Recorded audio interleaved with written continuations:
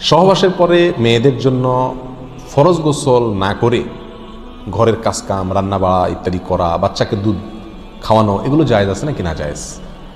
গোসল ফরজ হওয়া অবস্থায় গোসল না করার আগ পর্যন্ত কয়েকটা কাজ করা নিষেধ। 1, নামাজ পড়া নিষেধ। 2, তওয়াফ করা নিষেধ। 3, মসজিদে অবস্থান করা নিষেধ। 4, কোরআন স্পর্শ করা নিষেধ। 5, কোরআন পড়া নিষেধ। এই 5টি কাজ ছাড়া আর কোনো কাজ কিনা নিষেধ না।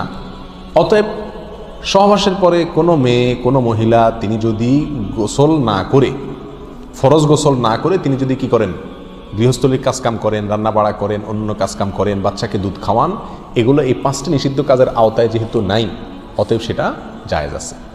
আমাদের দেশে যত কঠোরতা সব মেয়েদের উপরে, ছেলেদের উপরে নাই। ছেলে গোসল ফরজ হয়েছে, 2-4 ঘন্টা শুয়ে রয়েছে বা এমনকি হাঁটাহাঁটি করছে, তাকে তেমন কেউ কিছু বলে না। সমস্ত চাপগুলা মেয়েদের উপরে। আর এই ফতোয়াগুলা মেয়েদের উপরে, ফতোয়াগুলা দেয়ও বেশিরভাগ মেয়েরাই। কথার কথা, ননদ আছে, শাশুড়ি আছে বা অন্য কেউ আছে বা জাল আছে, তো তারা খোঁচাইতে শুরু করে যে গোসল না করে বাচ্চাকে দুধ খাওয়াচ্ছে, কোনো বাচ্চা কানতে কানতে মরে যায় কিন্তু দুধ খাওয়ায় না। কেন? কারণ গোসল করে নেই।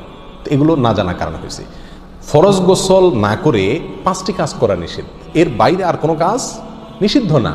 অতএব এমনকি আপনি রোজাও রাখতে পারেন, কি ফরজ গোসল না করে রাখতে পারেন বলতে সাহরি খেতে পারেন, সাহরি খেয়ে রোজা শুরু করতে পারেন। তাহলে আপনি বাচ্চাকে দুধ খাওয়াতে পারবেন না, কে বলেছে? বাসায় কাজ করতে পারবেন না, কে বলেছে? তবে হ্যাঁ, যদি আপনি ফরজ গোসল একটু দেরিতে করতে চান কোনো কারণে, তাহলে সেক্ষেত্রে অন্যান্য কাজকামের সুবিধার জন্য উজু করে নেওয়া উত্তম।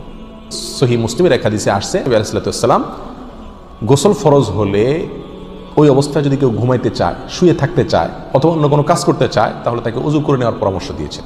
অতএব উজু করে নিয়ে এরপর অন্যান্য কাজ করা উত্তম। এর বাইরে উজু ছাড়া যে সে কিছু করতে পারবে না, ব্যাপারটা এরকম না। একবার আবু হুরায়রা রাদিয়াল্লাহু তাআলা আনহু, তার সাথে নবী আলাইহিস সালামের দেখা হয়েছে কোনো এক রাস্তায়, এই অবস্থায় যে তার গোসল ফরজ হয়েছিল। তো আবু হুরায়রা রাদিয়াল্লাহু রাসূল আকরাম সাল্লাল্লাহু আলাইহি ওয়াসাল্লামকে দেখে এড়াইয়া চলে গেছেন, একরকম পালায়া চলে যাওয়ার মতো, যায় তাড়াতাড়ি করে গোসল টোসল করে তারপরে আসলেন। নবী আলাইহিস সালাম জিজ্ঞাসা করলেন, আবু হুরায়রা তুমি কই গেছিলা, তোমার দেখলাম? বলে, ইয়া রাসূলুল্লাহ, আমার গোসল ফরজ হয়েছিল, তো আমি আপনার সঙ্গে বসবো, সময় দেব, ফরজ গোসল অবস্থায় আমার কাছে জিনিসটা অপছন্দ লাগলো, নাপাক অবস্থায় এভাবে থাক, আপনার সাথে সাক্ষাৎ করব। তখন নবী আলাইহিস সালাম বলেছেন, সুবহানাল্লাহ, মোমেন আবার নাপাক হয় নাকি? অর্থাৎ এটা তো একেবারে তোমার পুরো বডি নাপাক হয়ে গেছে, টাচ করলে আমি নাপাক হয়ে যাবে, ব্যাপারটা তো এরকম না। তুমি এটাকে এত কঠিনভাবে নিয়েছো কেন?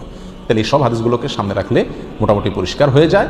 আমাদের আয়েশা রাদিয়াল্লাহু তাআলা আনহা থেকে এক হাদিসে আসছে, তাকে জিজ্ঞাসা করা হয়েছিল যে নবী আলাইহিস সালাম গোসল ফরজ হলে তিনি ঘুমাতেন কিনা? তিনি বলেছেন হ্যাঁ ঘুমাতেন। কোনো কোনো বর্ণনা আসছে উজু করা ছাড়াও ঘুমাতেন। তাহলে বোঝা গেল উজু করে নিয়ে ঘুমানো, উজু করে নিয়ে কাজ কাম করা উত্তম, কিন্তু আপনি যদি নাও করেন তাতে কি হবে না, কোনো গুনাহ এতে হবে না।